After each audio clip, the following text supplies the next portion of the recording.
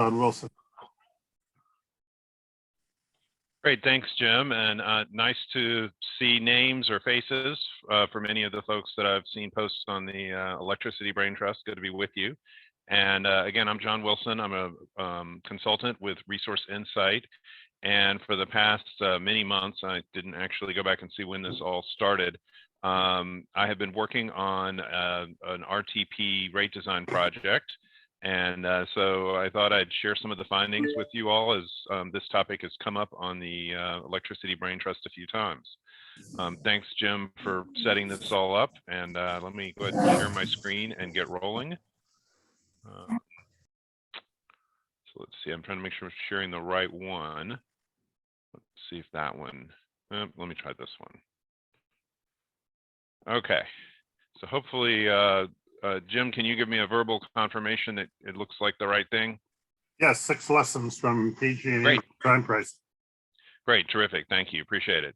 All right, good. So let me jump into this real quick. And so I'm going to give a quick overview of the presentation here on getting real-time pricing right. And but first I'll mention that, you know, the work that I'm going to describe was really a collaboration of several organizations that all participated in the study that I'm going to describe, and some settlements that also I'm going to describe some of the pieces to those as well. And so I definitely want to give credit to those. And Jan Gregier, who is really the leader of the group from Pacific Gas and Electric, is also on this call and may or may not be willing to jump in and opine, because he's got certainly a lot of great insights, and it's been really a pleasure working with him. And I'll mention this is one of those unique settlement processes where I think really all the parties agreed on the outcome as opposed to compromised. So that was kind of a unusual and fun experience, I think, for all of us. So I'm not going to go through the overview presentation too much, except to kind of mention that I'm going to sort of be skipping back and forth between sort of findings from the study and the settlement process and some of the background materials. So there'll be a little bit of sort of bouncing back and forth between here's where we ended up and here's where how we got to that. Hopefully this will be an effective way to walk through what's a lot of interesting but also complicated topics. And I'm more than eager to get any feedback on this presentation, as this is kind of a warm up for me. I'm going to be doing a live presentation on this in a couple of weeks. And so I'd certainly appreciate feedback on that. So let me jump into the presentation then. So first lesson right off the bat, this is the findings from our big study that we just filed last couple of weeks ago. And this study was focused on how do you price capacity value on an hourly basis. And of course, as many of the people on the Brain Trust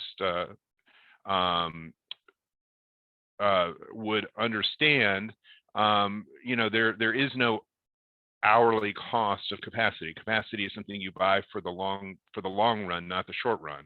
And so pricing it on an hourly basis was an interesting challenge. And where we came out on this, and I'm going to walk through a lot of the reasons for why we came out on this the way we did, is that we came up with this S-shaped curve with an adder. So basically, if you track along the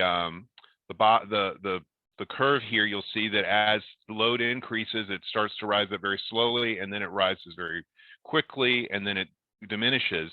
And then if during that hour, CAISO declares a flex alert event, which is an event that basically says we've got a capacity or grid stress concern, then the price jumps up 25 cents for any of those hours that it occurs. So that's why it appears to be two curves, but this is really a single curve, but it's a two-part function. And the idea here is that when you apply this curve here to 2017 to 2021 data that we have, the formula collects exactly the marginal generation capacity cost that's been approved for PG&E. So I'll get into a lot of the details of this, but I wanted to kind of give everyone a sense of where the story is going as we get to the end. And I'll put this very same slide back up at the end of the presentation so that if you've got questions about this, because this is kind of really the sizzle for the steak in this presentation. I'll come back to that, and you may have some questions about this specific slide. From here on, I'll try. Let me see if I can set up to monitor the chat in Zoom. Forgot to do that as I jumped in here, and now I'm not seeing. Yeah, John, I'll just interject. I have muting people as they arrive if they've not muted themselves. When we get to questions, Okay. they will be able to unmute themselves. I'm not locking them out. And Great. John, I'm also going to make you a co-host so that if I get beamed up by aliens or kidnapped by gypsies, that you can carry on. Terrific. Thank you. Okay, so I don't see that I have an easy way right now to pull up any text chats that might come through. So if you're sending those, I'm not seeing them, and we'll just have to use the verbal Q&A. Okay, so let me step back now and talk about sort of how the result that you just saw in lesson 1 developed. So PG&E filed an original proposal for an RTP rate, real-time pricing rate, and it was focused on the generation portion of the rate only. All the parties that filed in that proceeding agreed with that. They also proposed energy costs from the day-ahead market. That was initially contested by some parties. CAISO also has some day-of markets, but everyone eventually agreed on PG&E's original proposal there. Third, the capacity costs that were proposed would be rise linearly from 80% of the forecast peak on up. So below 80% of the forecast peak, no capacity costs. Above that, each hour would get or each percent would get an equal incrementally higher capacity cost. The counter proposals on that were to conduct a study of this and use more of a sigmoidal or S-shaped curve like you saw in the previous slide, plus event adders. So there were a number of different concerns with that formula. And so that got a lot of work and attention in the settlement and study process. And then the final part of the proposal was to use a flat adder that would be uniform across all rate classes to collect the remaining costs. And there were counter proposals such as using a class-specific rate that would vary by TOU period. So that was kind of how things started off and evolved in the early part of the process.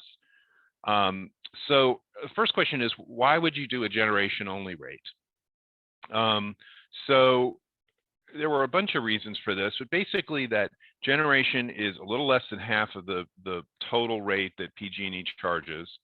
And some other observations. I won't go through all the text here. You can certainly read all the text on the screen. But basically that distribution TOU rates were not really easy to move to RTP rates. And by the word easy, I'm setting a pretty high bar here because even moving the generation rates to RTP was very complicated. So distribution rates would have required entirely new data systems to track distribution costs on a feeder by feeder basis, perhaps. It would have been very confusing to customers with multiple accounts on PG&E's system. And even so, California has funded a project to pursue this concept. I think some of us are skeptical as to whether that will really prove out or not, but there is work going on that. So in the interest of focusing on what could be accomplished really immediately, we focused only on generation rates. The energy portion of the rate, everyone agreed, would come from CAISO's day-ahead market. And this is an illustration here of CAISO day-ahead market prices from 2017 to 2021. And you can see they follow a curve that you would kind of expect, except for maybe that big drift upwards of a few hours. And that is during the period when the Texas ERCOT market had such trouble. And that had a spillover effect on natural gas prices in CAISO, even though there were no reliability issues. So one lesson you can certainly take away from this is you don't want to use day-ahead market prices as a proxy for grid stress, because there are times when energy prices can go up dramatically, and that should be reflected in rates, but that doesn't necessarily mean that capacity costs are also going up at that same time, because there may be literally no reliability issue. So that's kind of the basic gist of that. In terms of the actual day of market, the reason that that really wasn't so suitable is first that only about 20% or so of the costs, the fuel costs that PG&E pays, come from that day of market, which is actually two markets, the FMM and RTD markets. And secondly, even though those data are not really available in an accurate format at the time that they're being charged, so it would have been very difficult to translate those prices to customers and have them receive them and act on them in a timely manner. So there were a lot of just challenges with that, and sort of for the when you kind of looked at them in aggregate, it was like, okay, let's call this a day. This was the original method that PG&E proposed to use to allocate the capacity costs. There were some issues with that.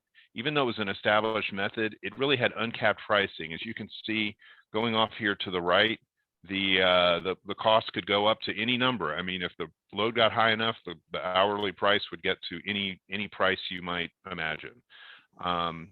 And there's really no evidence that cost increases linearly or correlates with load in this fashion. And in fact, we found otherwise in this study. So our lesson number 2, real quick here, stepping back from PG&E's original proposal, was to use a TOU period revenue neutral adder. Most of the rest of the presentation is going to focus on the marginal costs. But of course, there's generation revenues that are not captured by marginal energy and capacity costs. Those are generally going to be stranded costs or some other kind of generation costs that are just not fully captured by the marginal costs. So California already has something called a PCIA, which is essentially the stranded costs, and that is captured in a uniform flat adder that's basically the same price for every kilowatt hour across all rate classes and all hours.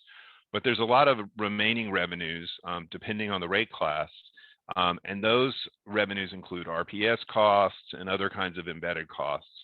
And basically, the original proposal had some problems because it was proposed as a flat adder.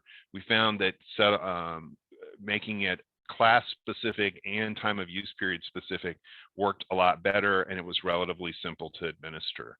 It also added incentive to manage loads and battery charge based on peak and off-peak periods. So I'm going to keep moving here. So then when we look at the question of the capacity cost, the marginal capacity cost, the lesson 3 is that energy prices and net load are not really good ways to explain grid stress and reliability. Now, I already showed you the energy price graph, and that, you know, there's sometimes when energy prices go high, but there's not really a lot of grid stress. Right here, I can show you that net load, and here I've got a measure here called ANLT, which I'll get into in a second. But as you see on the bottom, as ANLT increases, the probability that there will be a reliability event begins to go up. And then at a certain point in that curve, it begins to go up very steeply. And then, of course, when it reaches nearly 100%, it flattens off depending on the measure. And the 3 measures we've got here are RMO hours, flex alerts, and warnings and emergencies. And for those who are not in the CAISO world, I'll briefly explain these. RMOs are restricted maintenance operation orders, and basically that means that utilities and system operators, transmission system operators, are really supposed to suspend maintenance if they're able to. So that's a significant issue, but it's kind of inside CAISO and not really something the public sees. Flex alerts are public alerts, and those can actually trigger certain demand response programs. And then warnings and emergencies are actual grid are pretty severe events. The beginnings, the warnings basically say we might actually end up with a significant warning, and the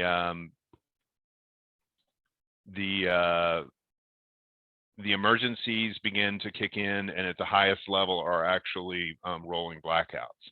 So we've kind of grouped them together in these 3 categories, and as you can see, the RMO events kick in at a much lower percentage, and the more severe events kick in at a higher percentage.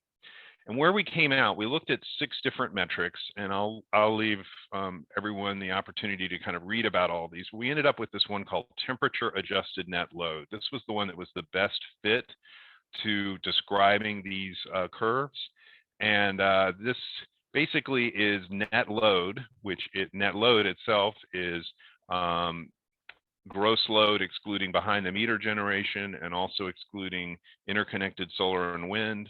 Then we adjust that to account for non-CAISO system conditions like import availability using some external weather data. And so that's basically the temperature adjusted net load. And that's what we found was really the best and simplest indicator for explaining grid stress and grid reliability. However, when we tried to use this to look at the forecast, this is kind of an interesting lesson from the study, and one that I think will be helpful to people who are studying these data in a lot of ways. We attempted to use CERVM data, which is California, the model that California uses for stochastic hourly production evaluation. And we had a strong preference to use these forecast data, but we really could not use them for these rate design purposes because there was, first of all, there was no way to forecast those called reliability events. So those flex alert events or the RMO events, there really wasn't a way to say, you know, this is when they're going to occur in the future. The second problem we had was that not all the hourly data were actually preserved or made available to us. Third, there was an artificial import constraint that created a possibility that some of the hours had either over or under estimates of grid stress. And so we spent a lot of time on that, and that effort is really not reflected in the final report, but some of those are really important learnings. One of the things that I would flag here is that we did develop something that we were thinking about using as a grid stress metric using forecast data. And it's described here. You've got several different measures and different valuations and different weighting factors. So that was a pretty interesting development, and something that I think could be used in the future if we're able to get a little bit more focus on the modeling to have good outputs for hourly data. So going back to that S-shaped curve you saw in the beginning, where did we come up with that from? Well, what we did was we decided that the pricing signal that would relate load to grid stress would be a logistic probability model. And this provides the relationship between that ANLT metric that we evaluated and the hourly price signal that we would send out based on that. And so we came up with 3 different alternative what we call PCAF-S or PCAF sigmoidal functions. And each of those is equally valid in the sense that each one can, on its own or in combination with the others, can capture the full MGCC value. So the question was, which one is better from the point of view of rate design, not which one is more or less, quote, valid. And we found that, first of all, if we used the warning and emergency one, which is this orange one here, it would have a very high point at which it would flatten out. So if you look at the RMO one here, the green one, and this is the one we selected, it flattens out at a fairly low price. This orange one does go up and flatten out eventually, but it's just kind of off the chart where that happens. And then that PCAF method that I showed you earlier, the linear one is shown here, this gray one, and it continues on, of course, up forever. And then the flex alert or alerts based one, it kind of curves off here. And so these are all equal in the sense that they would collect the same amount of revenue, but they each have their different features. And we chose the green one because it had the lowest maximum price, because it really has an impact on the most hours. It starts out at, it's kind of hidden here by the energy prices, these dots, but the green line is above all the other lines back in this 30 to 40,000 megawatt range. And in that range, it gives people a price signal. Hey, look, you know, there's not a huge amount of grid risk here, but this is a good time to be practicing your behaviors of managing your load, because, you know, if load goes up much, then, you know, we want you to be ready to put those practices into implementation. And another really key feature for us was that by choosing that one, we had less revenue variability from year to year, which and revenue variability would create a lot of problems for getting people to sort of pay their fair share over the long term for capacity. So those were kind of the reasons that we picked that one. Perhaps there's other people who would sort of want to argue for one of the others, but that was something that we all reached a consensus on, that that was really going to meet the needs of this pilot program the best. So finally, lesson 6, the RTP rate can increase battery savings, or what you might call profit. And some of the data here are shown. So you can see, just kind of getting to the bottom line here, our recommended approach had a $383 profit compared to the base tariff of $294. So, you know, a pretty substantial increase. I forgot to calculate the percentage of that, but I guess it'd be around, you know, nearly 30% increase. And there was the PCAF method, the original PG&E proposal did actually have a higher benefit for battery value, $416. But you can see down here, this CV, this coefficient of variation, is very high, 31% or 0.31. And ours was very low, 0.16. And so what that says is that you get a lot of variability from year to year. So some years you save a lot, you get a lot of battery value. Other years you might get none or very little, or maybe even negative. Whereas with the recommended method, it's much more steady as she goes. So that was kind of part of that that variability calculation, was that we wanted people who invested in batteries to see a very positive value throughout the life of their investment.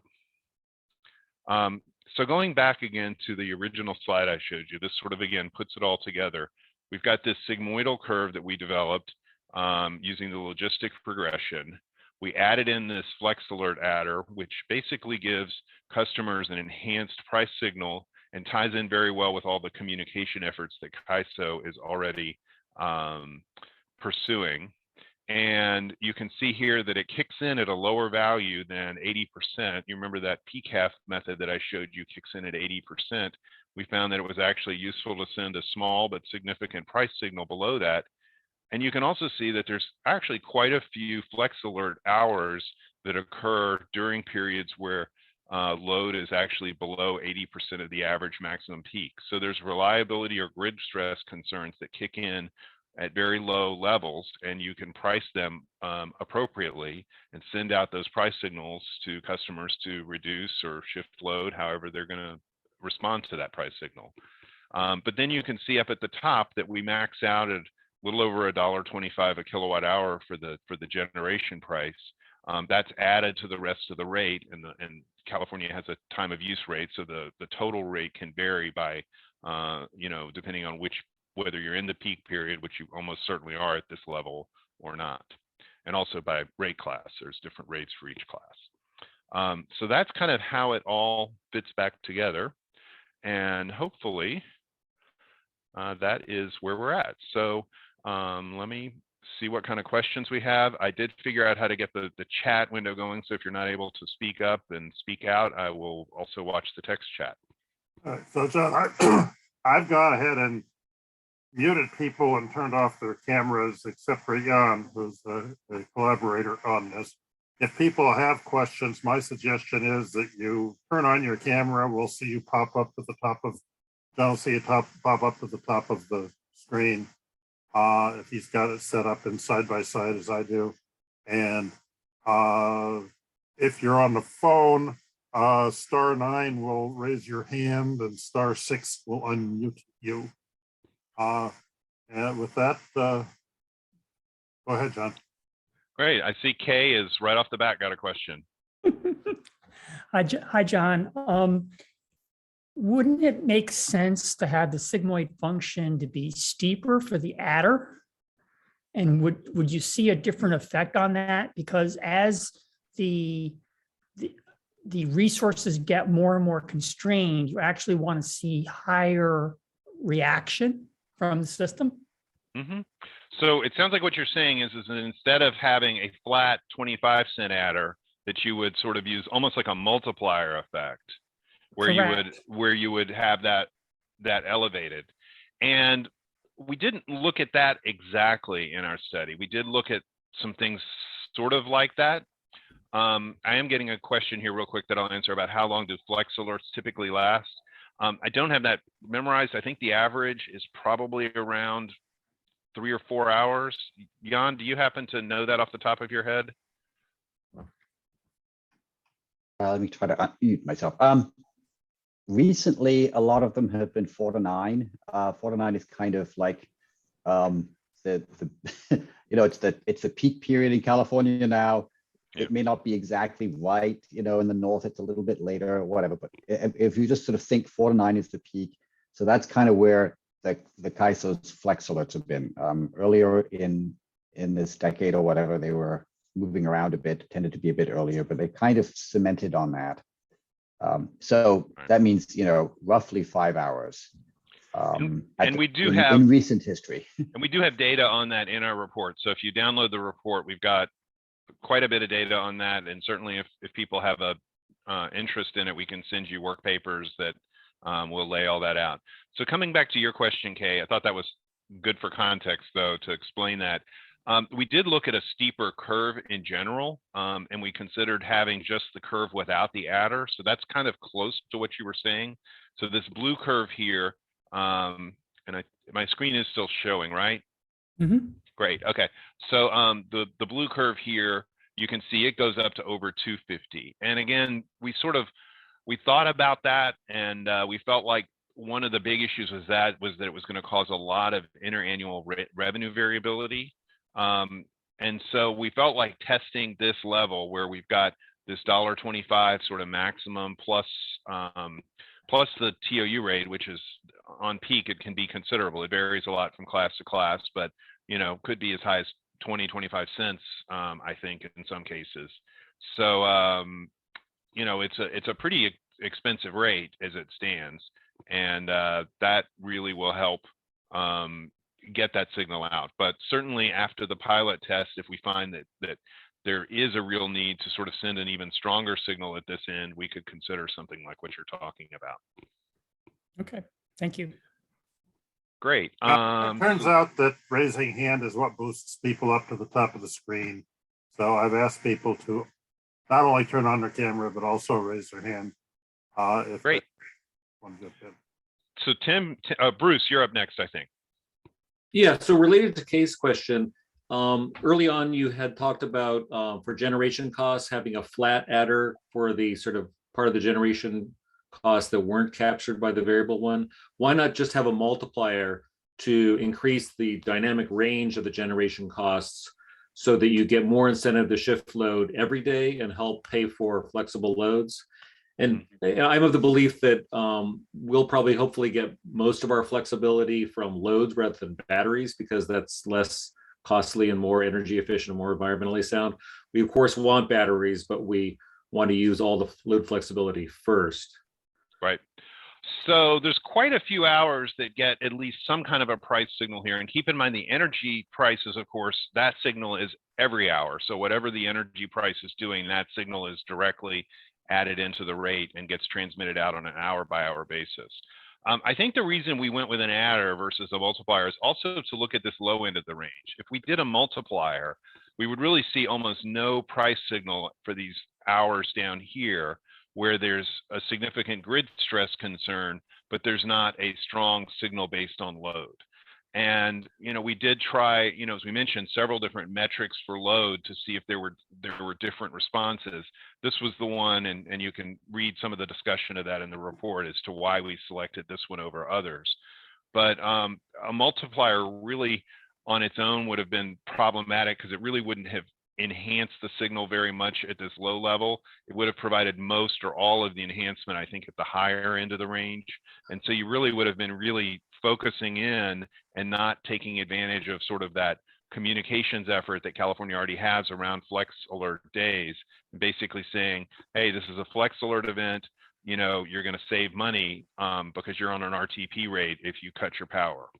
Oh, I no, I thought on lesson 2, I think it was, there was a flat adder separate from this flex alert adder. Okay, so lesson 2 is talking about the revenue neutral adder and what that was required. So basically, if you total up all the revenue requirement for generation, then and you take away what you're going to collect based on these marginal rates, there's still a little bit more revenue that's required. Yeah, that's what I was suggesting should be a multiplier than an adder. And we actually did consider a multiplier there as well. So you can see that on the bottom right. Basically, there was some discussion about whether it would better enhance the hourly price signal, but it could really enhance the RTP rate too much. And so we sort of settled on the flat rate by class. Jan, do you have any other thoughts on sort of the advantages of the TOU specific RNA? I know we went back and forth on it. It turns out that for some of the rates, the TOU specific one would actually be inverted. So you'd actually have a higher revenue neutral adder in, you know, an off peak or a super off peak than in the peak. And so we decided that was really a bad idea. So we said, okay, at least it can't go below the other ones. You're not allowed to make it, you know, inverted.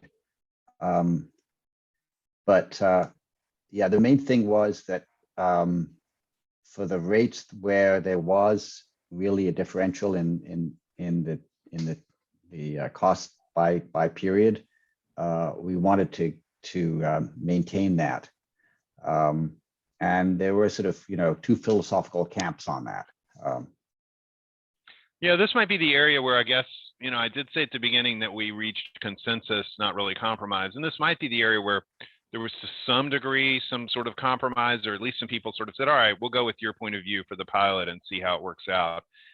I think on the other hand, no one had really strongly held views on which would work better. And part of that was because it depends on the rate class, but for many of the rate classes, this adder can actually be really relatively small compared to the rest of the price signal. So we're talking about a relatively small percentage of the revenues and how to design that, you know, design that in. And I think what we came up with will enhance the price signal pretty well. Maybe not as well as a multiplier would, but I think there were some problems on certain rates, particularly rates with demand charges, where a multiplier could get kind of complicated to design. And so we just kind of kept it a little simpler for at least the pilot. Another reason to get rid of demand charges. My last comment would be, I think it's really separate from your research, but I think a critical policy question for the PUC is that I think there's a principle that people in the same class on different tariffs should sort of on average pay the same. And I think if we want to reach our climate goals, we have to get rid of that. We have to ensure that people on more dynamic rates have lower bills than people on less dynamic rates. Otherwise, we're not treating climate change seriously. I think that's correct. And I think we did take that into consideration. One of the things we in the evaluation study that we're looking at is to make distinct the impact of shifting from one rate to another and the effect of load shifting and use of batteries, so that, you know, we make sure that we are studying those questions there. Tim, let's take your questions and then I'll look at oh, go ahead, Jan. Yeah. Yeah, so to follow on that, because there was also that David, David had another question which is similar on the average bill. So essentially we set it up so that this revenue neutral adder would be indeed neutral, right? But assuming that the customers didn't do anything. So if they just did the same thing as they were doing before, they end up with the same bill.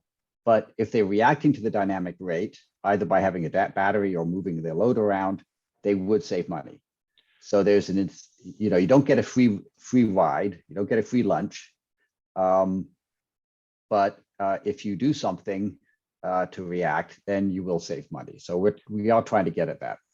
Right, and that's why we used this battery savings example rather than a load shifting example, was because it was a very simple model effort to try to sort of quantify what, what the level of benefit could be from this. We really can't predict how much load shifting customers are going to do in response to the RTP rate. So we didn't mean to diminish load shifting. It was just, this was an easy way to do it. We could pick a size of a battery, and we could pick an algorithm that said, this is exactly how customers are going to use the battery, and test it under these different rate scenarios. And so that was really the purpose there, was just to kind of validate the order of magnitude of the impact of the rate on customer benefits on their average bills. But we have not attempted to predict what will actually happen. So in answer to David's question, essentially the answer is no. We're not attempting to calculate the effects, because we're not trying to do a study of how customers are going to respond. That's what we're going to look for from the empirical data in the pilot. So Tim, I think you're up.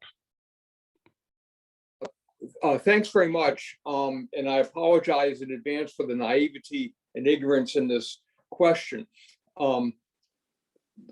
The mental model I have in mind here is that if I use more electricity at a particular time, then given circumstances, temperature, load, that sort of thing, that has some marginal effect on the probability of a blackout. To reduce that probability of a blackout, we need, to bring it to some acceptable level, whatever that is, we need more capacity. And so that's the marginal capacity expense given my use of electricity. And that's what would underlie the adder, whatever it is. Is that the mental picture you guys have in mind when you're designing this, and I just kind of didn't quite see it? Yes, that's very close to the mental model. So the idea is that there's different sources of grid stress, and there's different ways in which that grid stress is experienced. So at the lower end, there's things that happen that, the average consumer would never hear about. There's, a decision by CAISO to relax its requirements to maintain ancillary service reserves, that sort of thing. And so as these impacts occur on the system, where standards are relaxed, maintenance operations are curtailed, sort of creating additional costs, is those crews that have been, sort of deployed are now having to sit idle or be redeployed for something else that day. So you've got all these sort of costs that kind of kick in at lower levels that customers don't see. And so you're beginning to send that price signal at a low level as you go up. But then there's this flex alert that occurs, and that flex alert may be due to high load and low renewable output, but it may also be due to a transmission outage or a pipeline constraint or something like that. And so we wanted to give just a firm signal that went above and beyond the load signal, so that even at lower ANLT values, if there was a reliability concern, customers would get some kind of a signal. Now, you could say 25 cents is sort of arbitrary, it should vary by the level of the concern. We didn't really find a way to do that. We didn't find a way to sort of say that, one flex alert hour is more severe or less severe than the other, particularly since we're sending out this price signal a whole day in advance. So the idea is that customers have time to reorganize their operating plans for the next day if they're a business, or their home schedule if they're a residential customer, as opposed to sort of throwing these price signals at them, at 3 or 4 or 5 p.m. without any warning or without any clear, indication in advance. That's extremely helpful. And I think that's, at least that to me, is sort of the answer to the question that's been asked by the others, which is why have the constant adder? It may well be that this marginal cost and the way that this mental framework worked in some textbook idealized fashion might increase with circumstances rather than stay relatively fixed. But for various operational circumstances, it may be that it's just too hard to get it right. And so this is a reasonable guess given everything that is being taken into account. So at least this helps me understand what's going on. I appreciate that. Thank you very much. And I'll sign off here. Great, thank you, Tim.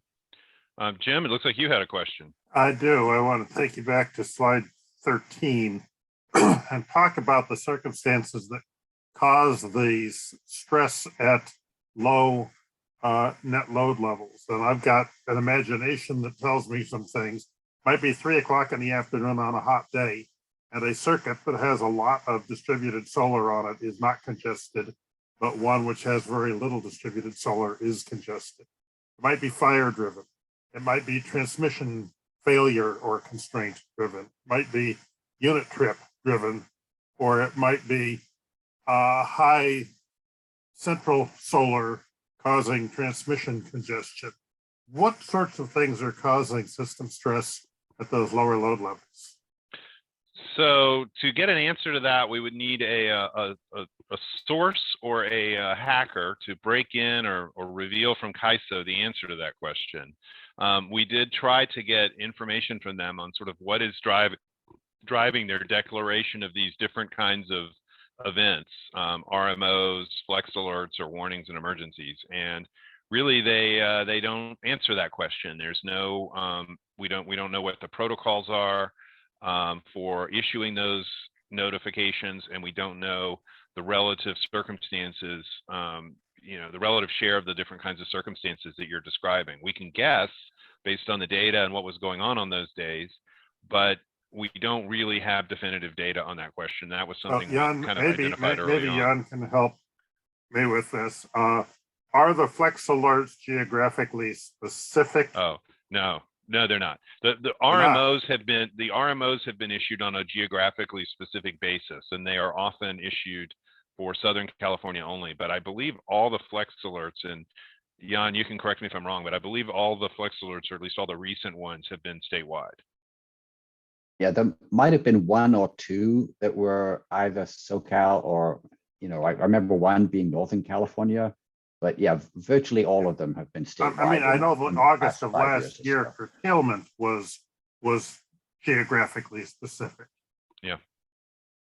Right, but the Flex Alert is a sort of lower bar on that, and those have been statewide. And part of that also is the communications, right? There's been an increased emphasis on communicating these Flex Alerts out there, and so I think there's even if the specific issues might be more localized, I have a feeling the Flex Alerts are going to be mostly statewide. And to get into this, trying to squeeze blood from the CAISO, we did have a couple of meetings with them, and we almost got them to say that they would tell us a bit about what was happening, but then they backed off once the lawyers got in there. About the only thing they would tell us was that they update their protocols every time there is an event. So essentially, they did a lot of updating after the 2020 events, but they basically do a post analysis every time something happens, and they'll sort of move things around, maybe change thresholds or whatever, and they just were really reluctant to tell us what those thresholds might be on things. So it remains a black box, which means that we had to just sort of take them as read. Okay, if there's a Flex Alert, that means the CAISO must be pretty nervous. An RMO means they're somewhat nervous. A stage 2 means they're really, really nervous, that kind of thing. Yeah. Jameson had a couple of questions that he posed into the chat to me only. I'm gonna, if you can repost them to the full list or unmute, you can get those in. Yeah, So let sorry me about address- that. Sorry about that. Can you hear me? Oh, yeah, please go ahead, Jameson, and then we'll come to Kay's comment.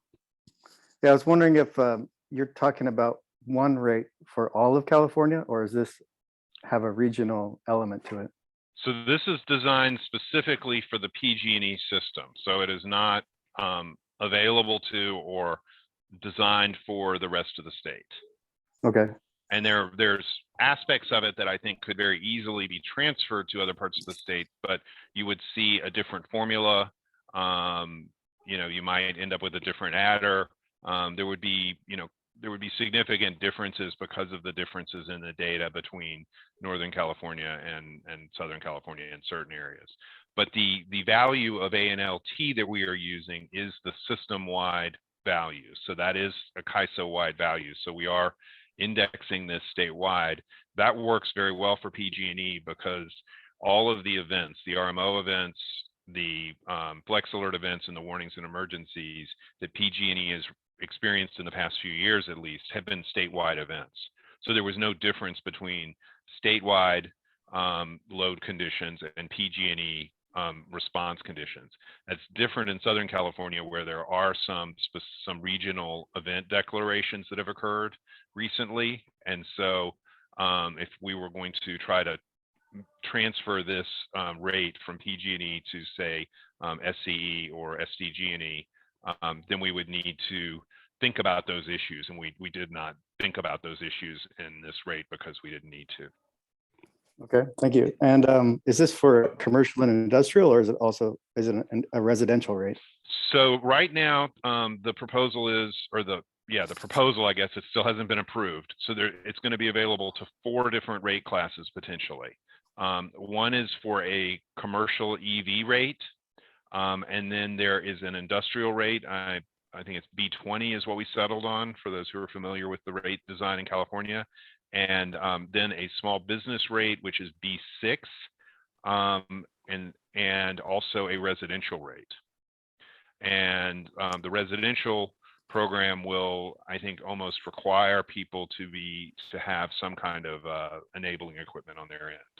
Are these all Okay, great. opt-in rates or some? These are, yeah, and that was Yeah. Kay's question. Kay was concerned about the equity issue, and these are all opt-in rates. There is literally no one that I have spoken to who is considering that this would ever be a mandatory rate.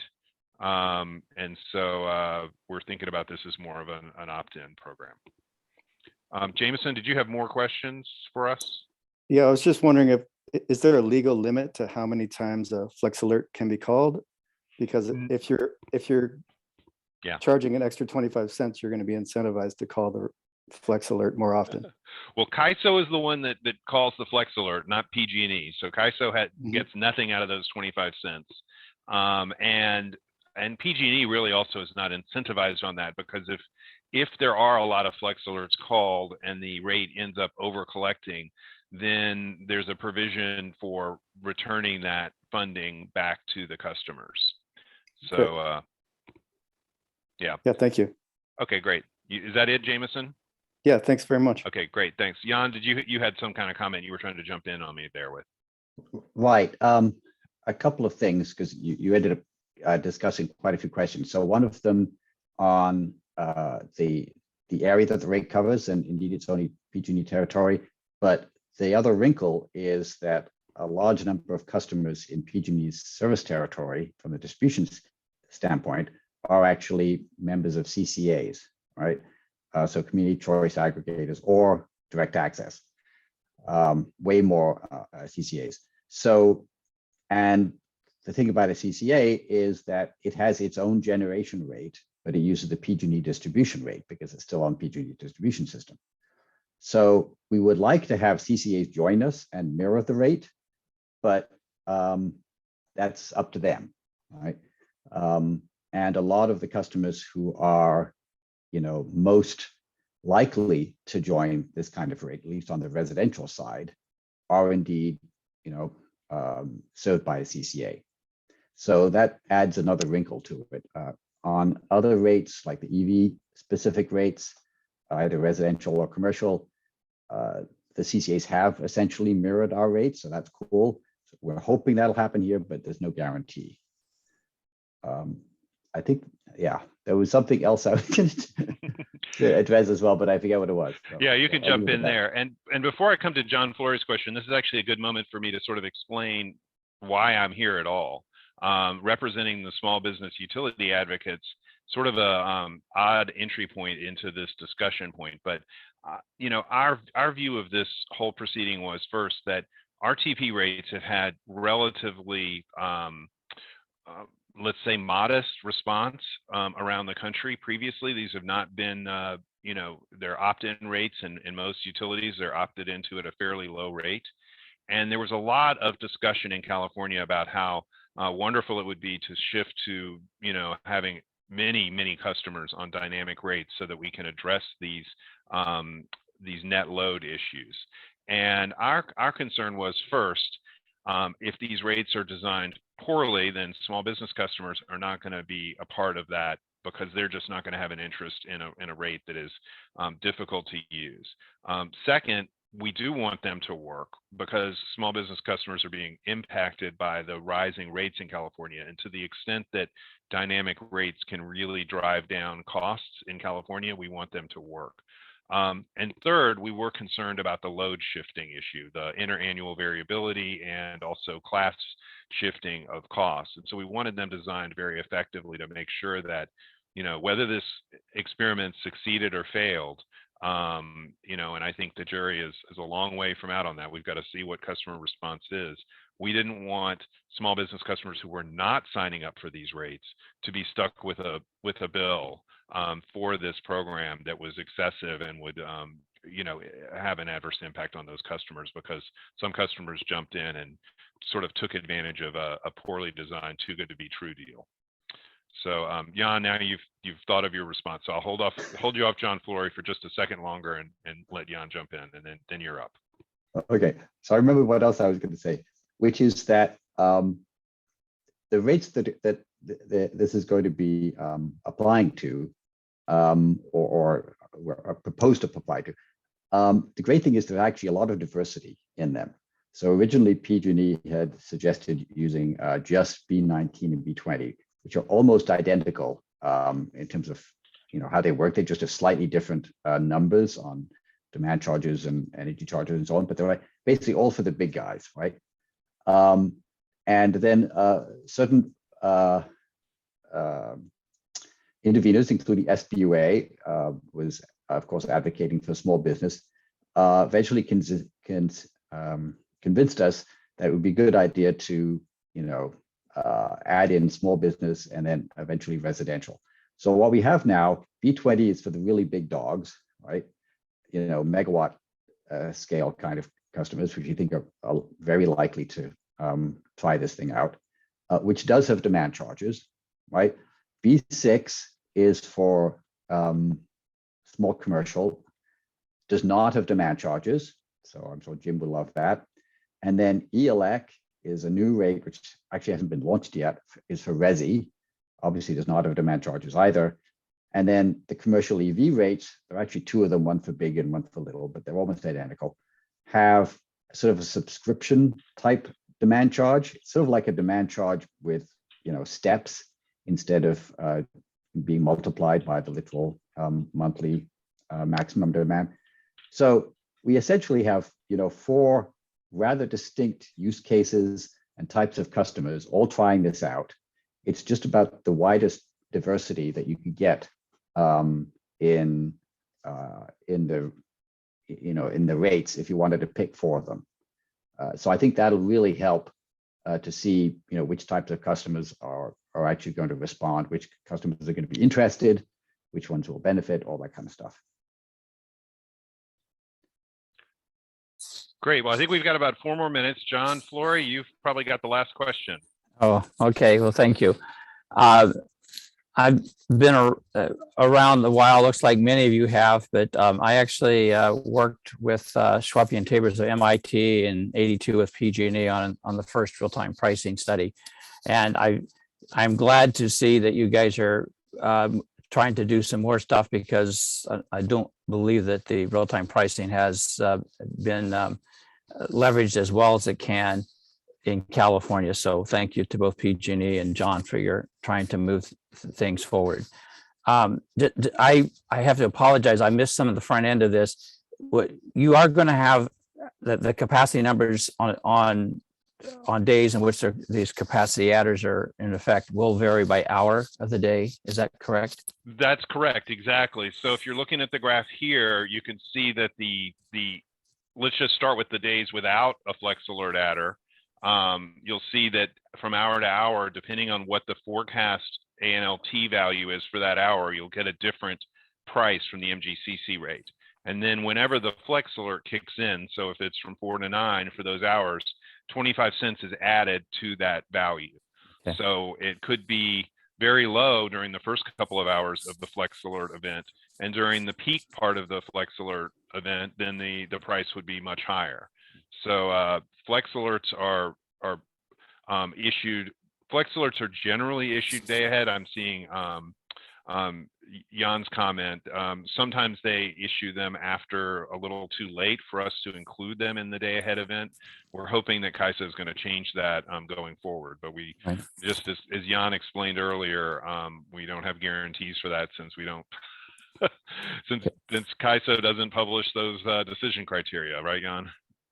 So, and, Yeah, he's nodding. Yep. okay, so, and I've worked with a number of different customers over the years in responding to under real-time pricing pilots. And I think that given the current technology situation, the fact that you have hourly variation and storage will be should be a step forward and capture some load capability versus what we haven't had, what we've not had in the past. But you made another comment earlier about a lot of the price sensitive customers, at least commercial industrial, are direct access.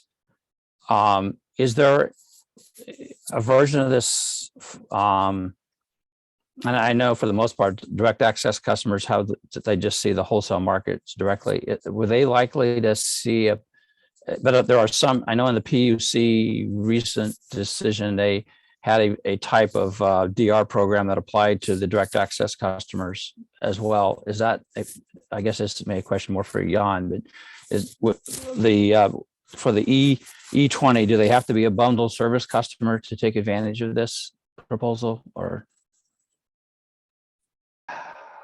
They do, well, unless their, DA provider decides to mirror it somehow. So yeah. Okay. Essentially, we're putting it out for bundled customers and hoping that at least, 1 or 2 CCAs will join us in this. It's Okay. kind of how it works. Jan, if a direct access provider contacted you and said, hey, look, we'd like to use that price signal for our rate, you think PG&E would say, sure, here's the API or whatever the connection is? I'm pretty sure we'd be open to it. Yes. Yeah. So it really will depend on, PG&E cannot push any of the, can't push any customer to take this. It's going to be very much up to the customers, regardless of whether they're on a CCA or a DAC or a PG&E direct bundle customer to decide to take that.